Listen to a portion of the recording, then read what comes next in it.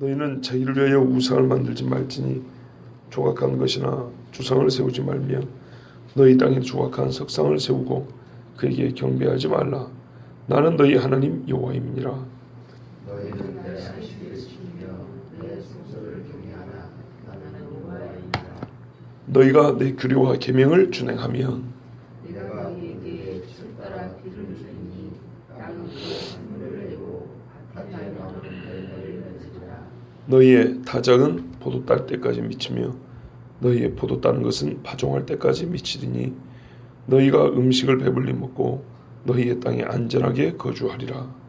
내가 땅에 활을 줄 것인지 너희가 누리게 너희를 누리게 찾아와 쓸 것이며 내가 사나운 짐승을 그 땅에서 제할 것이요 칼이 너희의 땅에 두루 행하지 아니할 것이며 너희의 원수들을 쫓으리니 그들이 너희 앞에서 칼에 엎드러질 것이라. 또 너희 다섯이 백을 쫓고 너희 백이 만을 쫓으리니 너희 대적들이 너희 앞에서 칼에 엎드러질 것이며 내가 너희를 돌보아 너희를 번성하게 하고 너희를 장대하게 할 것이며 내가 너희와 함께한 내 언약을 이행하리라.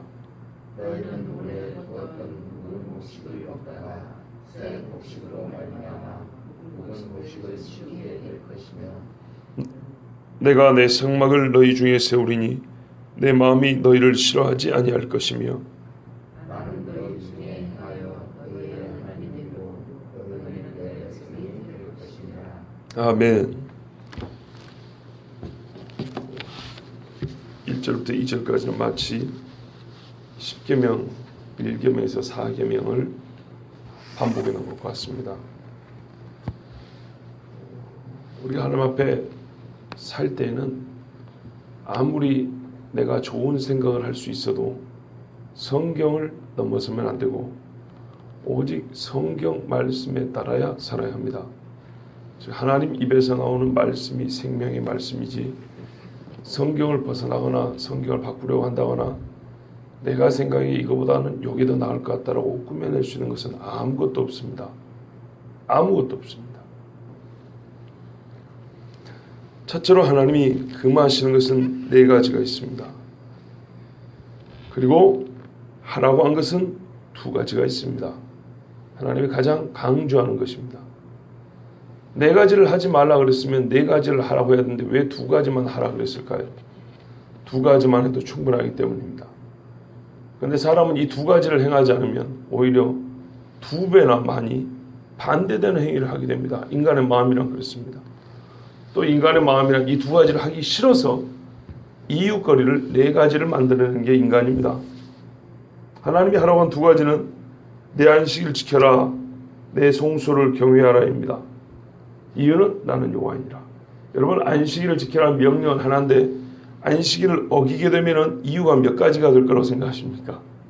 보통 한 가지 이유 갖고는 1대1로는 절대 못 이긴 줄 알고 이유를 많이 만들어냅니다. 아이고 웬만하면 내가 지키려 했는데 이런 이유 저런 이유 이러다 보니까 내가 지킬 수가 없었다고. 이유가 한 가지가 아니고 이렇게 많네. 아, 이게 현실이 아닙니까? 저는 현실 이야기를 하고 있습니다. 그렇지 않습니까? 내 성소를 경외하라. 성소 이야기하면 거룩과 부정이 막 떠오르죠. 그죠?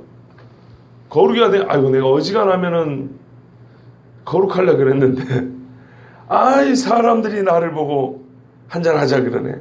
아이 또 안 할 수가 있어야지. 아이 아랫사람이 그러면 근데 윗사람이 시키니까 또 안 할 수가 있어야지. 아 오랜만에 만나가지고 한잔 안 할 수가 있어야지. 이유가 많아요. 1대1로는 못 이길 줄 알고. 그렇지 않습니까? 하나님의 말씀 하나를 얻기 위하여 우리가 만들어낸 핑계 내지는 세상이 만들어주는 야 너 하나님 말씀 그거 하나 어길 수 있겠어? 야 그러면 내가 뭘 못 해주겠니? 네가 하나님의 말씀을 어길 수 있다면 네가 하나님의 말씀을 한 가지 어길 수 있다면 마귀 입장에서는요 내가 100가지를 해줄게. 뜻만 정해. 말씀을 어기기로 순종하지 않기로 뜻만 정하면 어길 만한 핑계 남들 사람들이 듣기 말이지 아 그러니까 그랬겠구나 라고 할 만한 이유 내가 100가지라도 만들어줄게. 여러분, 마귀 입장에서 그러지 않겠습니까? 제발 돌로 떡 좀 만들어 먹어라. 제발. 마귀가 그랬죠. 하나님 말씀 한 가지만 어길 수 있다면 마귀가 뭘 못 주겠습니까? 천하만국 직급도 아니지만 거짓말 해서라도 준다는 거예요. 이것이 중요하죠. 마귀가 준다는 건 다 거짓말이에요. 하나님 말씀 먹으면 죽지 아니하리라. 꼭 지가 생명을 줄 것처럼 거짓말했어요. 근데 좋습니까? 있는 거 다 뺏어갔죠. 그런데요, 마귀는 사람들이 바본 줄 알아요. 속아 넘어갈 줄 알아요. 그래서 지 것도 아닌데 뭐 외상이 뭐 소도 잡아먹는다는데 그까짓 거 못하겠어요. 지 것도 아닌데 다 지 것처럼 해요. 그리고 이걸 사람한테 다 준다 그래. 이거 다 줄게. 너는 나한테 딱 한 가지만 해주면 돼. 하나님 말씀만 어기면 돼. 이 한 가지면 내가 너한테 아까운 게 뭐겠니? 다 줄게. 근데 실상 막상 어기고 나잖아요. 어기고 나면 그 후에 마귀한테 너 약속한 거 줘. 뭐? 없어요. 마귀가 줄 수 있는 거 아무것도 없어요. 뿌린대로 거두어서 하나님 말씀 어긴 그 씨가 하나님의 진노를 일으켜. 골로새 3장에 보면 이러한 것들이 하나님의 진노를 일으키나니 그렇게 되어 있어요. 그것들이 다 하나님의 말씀 어길 때 우리가 하는 것들이에요. 그래서 하나님께서 뭘 말씀하시냐? 하나님 말씀을 순종하는 가장 기본, 그렇죠? 기둥과 같은 말씀. 지금 많이 말씀하셨어요. 앞에서 레위기 얼마나 많이 말씀했습니까? 근데 이 모든 것들을 딱 두 가지로 모으자면 말이죠. 성격적으로 볼 때 두 가지로 모으자면 하나는 믿음이고요, 하나는 거룩입니다. 같이 가는 건데 대표적으로 믿음을 증명할 수 있는 계명 지켜라. 대표적으로 부정을 멀리하고 거룩할 수 있는 계명 지켜라. 이 두 가지에 모아놨어요. 그것이 바로 안식일과 성소를 경외하라입니다. 반대로 이 두 가지에 집약될 수 있는 하나님의 계명을 어기기 위하여 마귀는 많이 만들어냅니다. 핑계거리, 이유거리 많이 갖다 줍니다. 100가지 이유를 갖다 줍니다. 그런데요, 보기에는 100인데요, 그 성격상 분석을 해보면, 정체를 파악해보면 딱 한 가지입니다. 마귀 숭배입니다. 마귀 숭배. 선악과 얘기 많이 말씀드렸잖아요. 결론은 마귀 말을 들었어요. 자기를 팔아 마귀 자식이 되어버렸어요. 마귀 숭배입니다. 마귀가 만드는 핑계들 많이 있어요. 이거는 전부 다 거짓말해서 줄 수가 없습니다. 한때 잠깐 신기로웠죠. 그리고 하나님 말씀 어긴 결과 하나님의 쓰는 원수가 되고 마귀에게 자기 자신을 팔아 마귀 종이 되어버립니다. 마귀 숭배됩니다.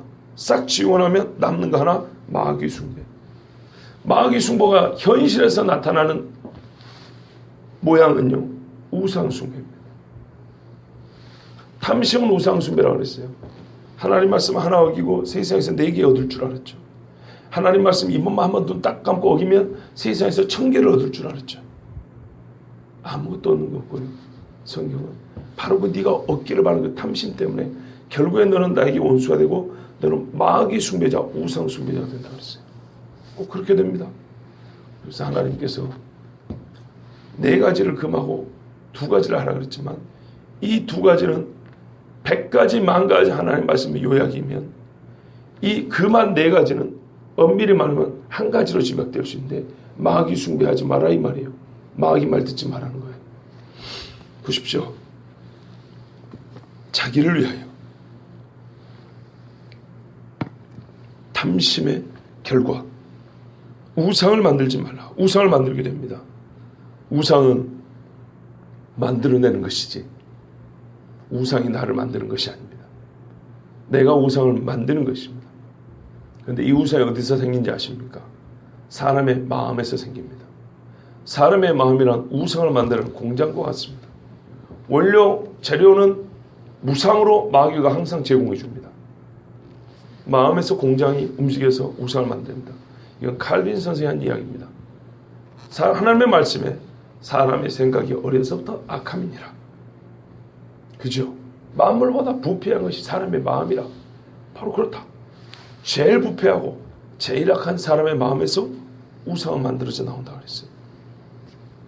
만들어 놓고 숭배하는 건 얼마나 이상합니까? 마귀 숭배하는 것이 아니고서는 이거는 바보 같은 짓입니다. 그런데 이게 세상의 사람들 혹은 다른 이방 종교인들은 가장 지혜롭다 그럽니다. 왜요? 마귀가 어리석게 하니까 그게 제일 지혜롭게 보이는 거예요. 조각한 것, 주상을 세우지 말라 그랬어요. 신상이라고 그러죠. 마음속에 그려져 있는 그 우상을 모양을 만든 겁니다. 신상. 신의 실제로 상이라는 거예요. 우상은 히브리 말로 원어 뜻은 뭐냐면요. 헛것 이런 겁니다. 헛것. 전도서에 모든 것이 헛되고 말이 모든 것이 헛되고 헛되니? 왜 갑자기 헷갈리지? 하여튼 헛되다 그랬어요. 그 헛됨이 바로 우상하고 같은 뜻입니다. 우상은 헛것입니다. 사람의 속에서 만들어낸 것 중에 오래가는 게 어디 있겠습니까? 영원한 게 어디 있겠습니까? 다 헛것입니다. 그런데 그 헛것을 모양을 만들어내요. 요 앞에도 여기 길 쭉 따라가다 보면은 저기 청량리 시장 쪽 가다 보면 불상 파는 집들 많더라고요. 다 사람들이 만들어낸 겁니다. 그 신상입니다. 우상 숭배자는 신상을 만들어야 되는데 다 헛것들. 너희 땅에 조각한 석상을 세우지 말라. 세우고 그랬죠. 근데 뒤에 경배하지 말라 들어있는 거예요. 세우는 거 하지 말라, 경배하지 말라. 두 개를 포함해서 하지 말라 그런 거예요. 방하고 네 옷장 정리 좀 해. 무슨 말이야? 방도 정리하고 네 옷장도 정리하고. 그죠? 석상 세우는 거 하지 말고 경배하는 거 하지 말고. 석상은 말 그대로 돌입니다. 신상은 신상인데 신의 모양을 따른 그런 상이 아니고요. 그냥 돌 쌓는 거예요. 성황당에 돌 쌓는 것처럼 아니면 큰 바위에 가서 절하러 제사상 쳐놓고 절하는 것처럼 이런 돌 신의 모양이라고 정확히 따듬진 않았지만 큰 돌 같은 데다 놓고 상처 놓고 절하지 말라는 거예요. 보통 다듬지 않은 돌인데 그냥 돌은 티가 잘 안 나잖아요. 그래서 거기다가 보통 비문을 새겨놓습니다. 신을 노래하는 말을 쓴다든지 이게 제사를 지내기 위한 돌이라는 그런 뜻으로 글을 새겨놓습니다. 서울에도 아마 옛날에 삼각산에 그 푸닥거리하는 그 무당들이 막 돌 밑에다가 상처로 놓고 뭐라고 막 써놓고 막 술 뿌리고 막 그랬죠. 똑같습니다. 어느 동네나. 이거 하지 말라 그랬어요. 왜요? 나는 너희 하나님 여호와입니다. 유일한 신 여호와가 내가 바로 너희의 하나님이기 때문에 하지 말라 그랬어요. 그럼 한 것은 해야 될 것은 뭐냐? 안식일입니다. 안식일은 기본적인 의미와 특징이 쉼과 성회로 모인다 그랬어요. 쉬지 않으면서 안식일의 의미를 찾는다. 이거는 추상적인 이야기입니다. 하나의 사상입니다. 안식이란 말이지 이런 거 필요 없는 거예요. 진짜 쉬어야 깨달을 수 있는 게 안식이에요. 안 그렇습니까 여러분? 병원에서 몸주고 죽을 것 같으면 쉬세요 그러잖아요. 쉬세요. 그거를 해석을 해야 됩니까? 근데 왜 성경은 해석만 하고 다른 생각을 하지 않죠? 어렵습니까 그렇게? 절대 안정이 필요합니다. 병실에 들면 면회도 안 하잖아요. 이렇게 쉬운 말을 써놨는데 말이죠. 신학자들이 어렵게 새 글 써나 이렇게 두껍게. 안식이 뭐가 어렵다고. 본인도 죽을 병에 걸려서 병원 가면 의사가 안식을 취하는 게 중요합니다. 그러면은 책 쓸 생각을 안 할 건데 그 안식에 관한 책도 안 쓰고 들어 누워 있을 건데. 그죠? 일을 하면서 그건 뜻이 말이지. 그건 죽은 신학인데. 두 번째, 성회로 모이라 그랬어요. 여기 쉬면 늘어져 잠자는 걸 말하는 게 아닙니다. 첫째는 노동을 금하는 것이지만 게으르게 퍼져 있는 걸 쉬라는 게 아닙니다. 성회로 모이라. 먹고 살기 위해서 일하지 말고 신경 쓰지 말고 스트레스 받지 말고 하나님 앞에 예배하라 그랬어요. 하나님과 예배는 느헤미야가 말한 대로 여호와를 기뻐하는 것이 너희의 힘이니라. 힘이 나요. 생명이 생긴다고요. 실제로 여러분 경험해 보셨을 겁니다. 영혼이 죽을까 할 때는요.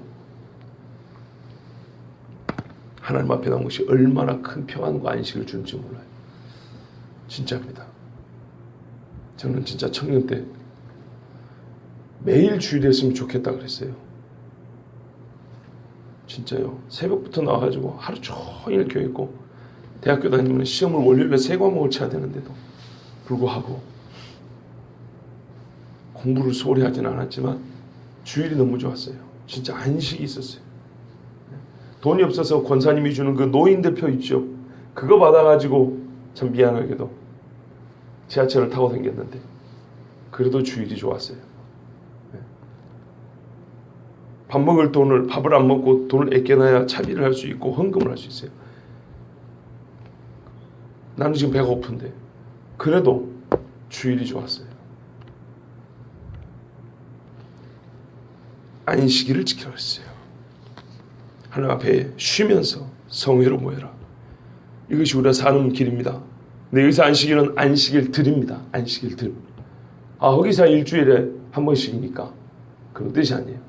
일주일에 한 번은 그냥 통일되어 안식일 그럽니다.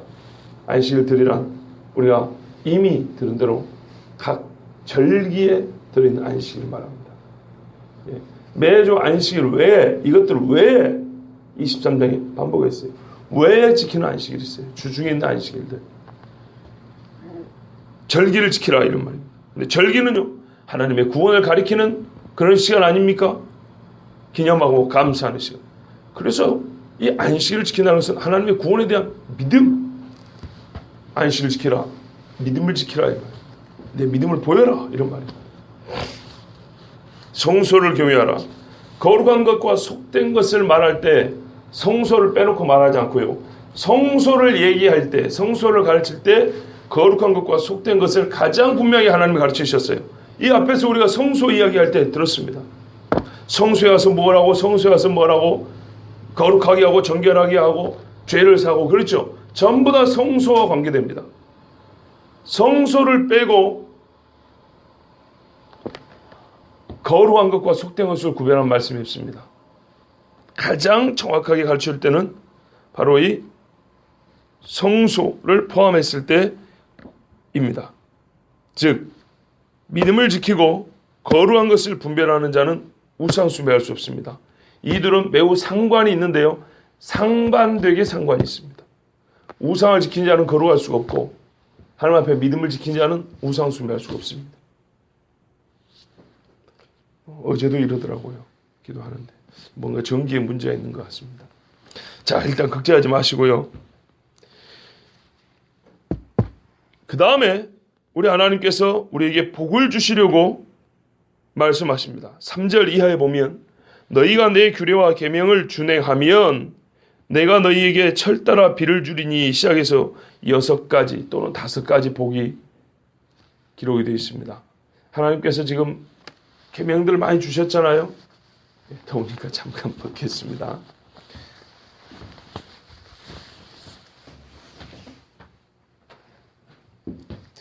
이 많은 계명을 주시고 마지막 지금 정리하는 시간인데 다시 한번 정리를 해주면서 너희가 이 규례와 계명을 지키면 내가 이런 복을 주겠다 한 게 크게 정리하면 한 5가지 됩니다.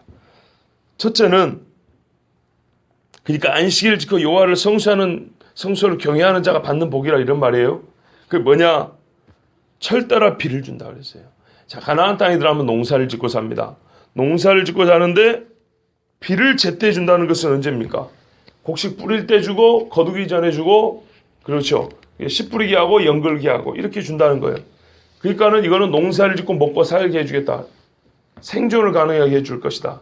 그리고 식수도 필요하죠. 건조한 땅이니까 식수도 공급해주고 너희 마실 물과 곡식이 열매를 또 잘 맺을 수 있도록 해주겠다는 거예요. 제일 필요한 거죠. 두 번째는요. 땅이 평안하리라. 너희를 두렵게 할 자도 없을 것이고 짐승도 없을 것이고 칼이 너희를 해하면서 땅을 돌아다니지 못할 것이다. 근데 사사기 때 보면은 항상 외세 침략이 있죠. 하나님 말씀을 잘 지켰으면 이러지 않았을 거예요. 또 하나 우리가 보면은 짐승이 너희를 해하지 못한다고 분명히 그리 돼 있어요. 가나안 땅에 옛날에 야생 짐승들이 많았어요. 곰이며 사자 같은 것들. 다윗이 한 말 기억하시죠? 내가 양을 칠 때 했어요. 들에서 양을 칠 때 사자와 곰이 나타나 양을 움켜쥐면 내가 돌파밀로 가지고 망대기로 때리고 하면서 그 입에서 양 새끼를 끄집어냈다 이렇게 돼 있어요. 다윗의 경호대장까지 올랐던 브나야 장군이 눈 올 때, 겨울입니다.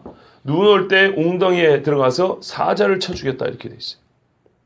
이런 들짐승들이 가나안 땅에도 꽤나 있었는데 농사 짓고 들에서 일할 때 사람을 와서 해했죠. 이런 것도 막아주겠다는 거예요. 예. 전쟁하면 5대 100, 100대 만, 20배, 100배 많은 군인들을 싸워 이기게 해주겠다. 하나님은 뭐라 그러셨죠? 전쟁이 누구에게 있다고요? 여호와께 속한 것이라. 예? 전쟁은 사람의 많고 적음에 달려있지 않아요. 이 말을 누가 했을까요? 믿음이 보통이 아니죠. 이런 말을 한 사람. 그렇죠? 누가 했을까요? 요나단이 했습니다. 요나단이 자기 몸종하고 둘이 블레셋 군대 들어가면서 다윗 엮기 전에 들어가면서 전쟁의 승패는 사람의 많고 적음에 달려있지 아니하니라. 여호와께서 기뻐하시면 저들을 우리 손에 붙이시리니. 예, 이러고 들어갔어요. 둘이서 말이에요. 20명을 쳐주겠다 그랬어요. 그랬더니 나중에는 블레셋 군대 저들끼리 자중질환을 일으켜서 소란스럽다 이렇게 돼 있어요. 그때를 타서 그 아비 사울은 군대를 동원했죠. 그리고 이겼습니다. 그래놓고 나중에 서운 어긴 놈이 누구냐고 하면서 자기 아들 잡아 죽이려고 하니까 군인들이 여호와께서 요나단으로 말미암아 오늘 우리를 구원하셨는데 요나단을 죽이는 이 말도 안 되는 생각 어디서 나온 것입니까? 왕이시여. 왕을 오히려 항명을 해서 요나단을 살려내고 괜히 경건한 척했던 사울은 거기서 창피를 당했어요. 세 번째 복입니다. 자손이 번성하리라. 돌보아 너희를 번성하게 하고 너희를 장대하게 하리라. 그래서 9절에 보세요. 그러면서 하나님 뭐라 하냐면요. 내가 너희와 함께한 내 언약을 이행하리라. 여기에 우리말로 하면 이런 말이에요. 나 여호와니라. 나 여호와다. 우리 사람도 그러잖아요. 술 마시고 남자들끼리 괜히 그러잖아요. 나 누구야? 막 이런 식으로 말하잖아요. 자기가 뭐나 된다고. 왜 그래요? 나 믿어보라 이 말이에요. 사람을 멀렁한 말이지. 내가 한다 하면 하는 거야. 내가 누군데 이렇게 말하는 거죠. 우리 인간적으로 표현하면 그 비슷한 뜻이에요. 나 하나님이다 이런 말이에요. 내가 사람인 줄 아니. 나 하나님이 한다면 하는 하나님이야 이런 말이에요. 뭐 해준다고요? 돌보아 너희를 번성하게 하고 너희를 장대하게 하리라. 땅이 넓은데 인구가 적정해야 되지 않겠습니까? 그래서 인구를 계속 늘게 해주시고 사람이 죽어 우는 소리보다 자식이 태어나 기뻐 웃는 소리가 더 크게 해주겠다는 거예요. 네 번째는 물질적으로 풍요를 주겠대요. 그게 어떻게 표현이 되어 있냐면요. 10절을 보면 묵은 곡식을 먹다가 새 곡식이 나가지고 다 먹지도 못했는데 또 추수에 새 곡식이 계속 나오는 거예요. 그래서 맛없는 묵은 곡식을 먹으랴 하고 새 곡식을 계속 먹느라고 시간이 없다 이 말이에요. 새 곡식 먹는데도 시간이 부족하대요. 이거야말로 농사꾼들의 정말 꿈이요 소망이 아니겠습니까? 옛날에 우리나라 보릿고개 묵은 곡식도 모자라가지고 그런 것이 아니고 새 곡식이 항상 넘쳐나서 묵은 곡식은 그냥 쌓아놓고 이 정도로 말이죠. 근데 이때 문제가 있어요. 묵은 곡식이 쌓이면 그때부터 곡식으로 술 만들어 먹거든요. 그 조심해야 돼요. 하여튼 하나님께서 늘 부족함이 없게 해주신대요. 맞아요. 확실히 맞아요. 다섯 번째 제일 중요합니다. 내가 내 성막을 너희 중에 세우리니 내 마음이 너희를 싫어하지 아니할 것이며 이런 부정의 표현은 좋아한다는 거예요. 내가 너희를 기뻐한다는 거예요. 나는 너희 중에 행하여 너희의 하나님이 되고 너희는 내 백성이 될 것이니라. 무슨 말입니까? 임마누엘 내가 너희와 함께 하겠다. 이거보다 귀한 복이 어디 있어요? 최고의 복이죠. 최고의 복. 예? 하나님께서 스스로 이곳에 머물기를 원하시겠다는 거예요. 원하신다고. 나 너희와 함께 있고 싶어 이런 말. 어떻게 하면요? 세상 모든 사람 다 나를 부정하고 없다 해도 너희가 내 규례와 계명을 준행하면 마지막으로 우리가 주의를 기울여야 될 게 이 부분입니다. 지금까지 말한 이 다섯 가지 것 복은요. 다 좋은 것이고 우리가 다 원하는 바예요. 그러나 조건적입니다. 조건적이에요. 규례를 지키면 동시에 한시적이에요. 지킬 때만 딱 그때만 거기서부터 여기까지만 이게 아주 우리가 중요해서 주의를 기울여야 되는 건데요. 여러분 우리가 영혼의 구원을 강조하고 가르치는 이유가 여기에 있습니다. 복음하면서 왜 영혼의 구원을 가르치냐면 영혼의 구원은 한시적인 것이 아니기 때문입니다. 어떤 사람들이 비판을 합니다. 복복복하는 기복주의를 가르치는 목사들은 헌금 많이 하면 복 받을 거다. 봉사 많이 하면 복 받을 거다. 받기야 받죠. 근데 이 복이 전부 다 물질로 바꿀 수 있는, 이 복 가져가지고 어느 은행에 가면 돈 주는 그런 식의 복이라고 생각하는 거죠. 이거 잘못이라고 비판합니다. 맞아요. 비판받아야죠. 또 하나는 왜 복음을 영혼의 구원만 가르치냐. 복음의 폭이 얼마나 넓은데. 저도 그 비판했죠. 무지하게 넓다 이거예요. 맞아요. 그 말도. 그럼에도 불구하고요. 복음의 확실한 핵심, 중심은 뭐냐면 영혼의 구원이에요. 그럼에도 불구하고 오늘 그걸 이 말씀에서 발견할 수 있어요. 베드로도 이미 이렇게 말했어요. 너희 믿음의 확실함은 불로 연단하여도 없어질 금보다 더 귀하여 예수 그리스도께서 나타나실 때 칭찬과 영광과 존귀를 얻게 할 것이니라. 뭐가요? 너희 믿음이. 예수를 너희가 보지 못하였으나 사랑하는도다. 믿음과 사랑 같이 가죠. 근데 뭐예요? 주께서 나타나실 때 소망을 갖게 하죠. 그죠? 이제도 보지 못하나 믿고 말할 수 없는 영광스러운 즐거움으로 기뻐하니 그날이 오지는 않았지만 벌써 기뻐하고 영광스러운 즐거움이 있대요.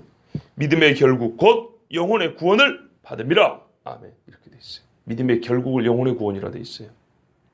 그러므로 복음은 현실에서의 복을 포함하고 복음은 영혼의 구원을 넘어서서 정말 세상을 바꾸는 능력이 있어요.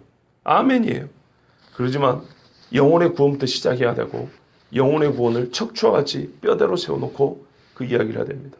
근데 요즘에 많은 신학자들이 영혼의 구원에 관한 문제를 빼버리고 이른바 사회복음, 공공복음 이렇게 나가버리는 것은 매우 비성경적입니다. 그 복음으로는 혹시 사회의 길거리에 쓰레기는 덜 떨어져 갈 수 있지 모르지만 지옥에 떨어지는 영혼은 한 사람도 건질 수가 없어요. 베드로가 말하는 것은 영혼의 구원, 믿음의 결국이라고 그랬어요. 이것이 중요하고요. 복음의 핵심 가치고요.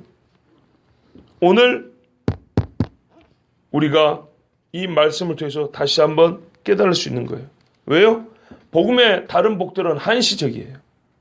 이 땅에 살아있는 동안이에요. 핵곡식이 아무리 넘쳐난들 숨쉬고 살아있을 때 밥에 먹는 것이지 죽고 난 다음에는 한 톨도 소용이 없습니다. 오히려 더 좋은 걸 먹을 겁니다. 영혼의 구원을 받은 자는 사시사철 달마다 새 열매를 맺는 생명나무 열매를 먹을 것이지만 영혼의 구원을 못 받은 사람은 핵곡식을 가마니를 쌓아놓고도 숨 끊어지면 그만입니다. 그래서 이 땅에서 몇 가지 덜 얻었다고 슬퍼하지 말고 이 땅에서 모든 복이란 복은 다 받아버렸다고 작정하여 복 주는 목사, 부흥 강사들 쫓아다니는 바보 같은 짓 하지 마시고 정말로 하나님이 말씀하신 계명을 준행하는데 너희가 믿음에 있는가 너희 자신을 확증해 보라니 이 말씀을 따라서 믿음을 지키십시오. 거룩을 지키세요. 골로새 3장 1절에 4절까지 그러므로 너희가 그리스도와 함께 다시 살리심을 받았으면 위의 것을 찾으라. 지금 말한 이 복들은 조건적이고 아래에서 받을 수 있는 것들이에요. 아래에서. 진짜로 믿음이 있다면 이 아래의 것들을 받습니다. 물론 받아요. 그러나 궁극적인 가치는 위의 것에 두라 이 말입니다. 거기는 그리스도께서 하나님 우편에 앉아 계시느니라. 위의 것을 생각하고 땅의 것을 생각하지 말라. 이는 너희가 죽었고 이 땅에서 아무리 좋은 것을 먹고 마시고 해도요. 우리는 이 땅에 대하여는 죽었다는 거예요. 너희 생명이 그리스도와 함께 하나님 안에 감추어졌습니다. 우리 생명이신 그리스도께서 나타나실 때 우리가 얻은 생명은 언제 가장 유용해요? 언제 그 가치가 들어요? 우리 생명이신 그리스도께서 나타나실 때 그때 우리가 진짜 참 생명을 가진 자라면 이 구원의 가치, 이 생명의 가치가 나타난다는 거예요. 그때 너희도 그와 함께 영광 중에 나타나리라. 그러므로 어쩌라고요? 땅의 것을 생각하지 말고 위의 것을 생각하는 거예요. 교회에 관하여도 세상 사람들이 부여한 교회 가치 쫓지 말라는 거예요. 이 세상에서 만들어준 것, 시대가 흐르면서 서울 사람들이 만들어준 교회란 여기에 귀 기울이지 말라는 거예요. 성경에서 말하는 교회의 가치에 힘을 쓰라는 겁니다. 이 동네 사람들이 말하는 교회 이야기에 신경을 쓸 것이 아니고 본시 성경이 하나님이 말씀하는 교회의 가치에 힘을 쓰라 이 말입니다. 성경은 뭐라고 말합니까? 교회를 진리의 기둥과 터요 만민의 기도하는 집이요. 그죠? 거룩한 성도들의 공동체라 그랬어요.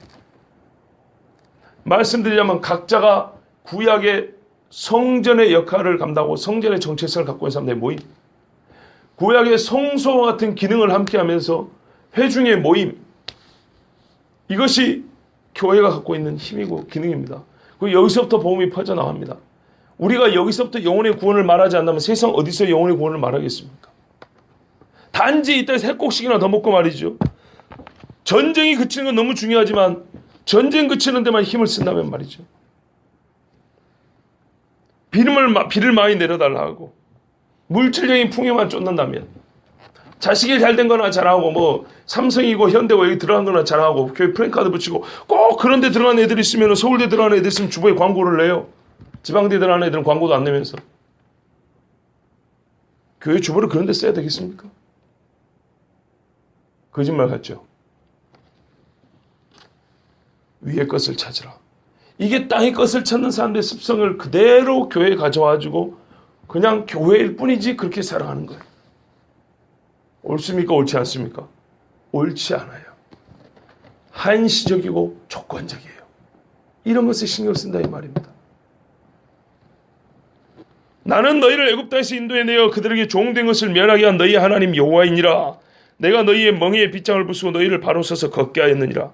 나는 너희 하나님 여호와이니라. 항상 모든 여호와의 규례와 계명의 근거이면서 우리로 하여금 이 종의 습성, 땅의 것을 따르는 종의 습성에서 벗어나서 자유인의 당당함과 고상함, 좀 쉽게 표현하면 수준 높은 그리스도인 되게 할 수 있는 유일한 근거이자 힘은 어디서 나오냐?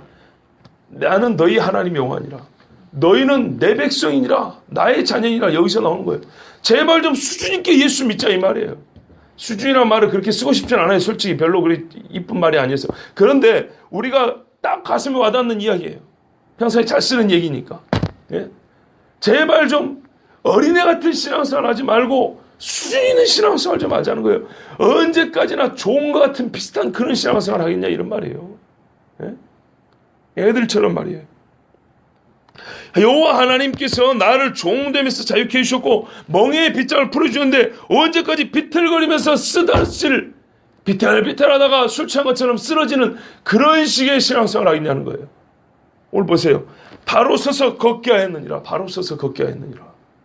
나 여호와 하나님이 뭐예요? 종에서 자유를 얻게 한 다음에 궁극적으로 원한 것은 이제는 바로 서서 걷게 하는 거라고요. 바로 서서 걷게 하는 거.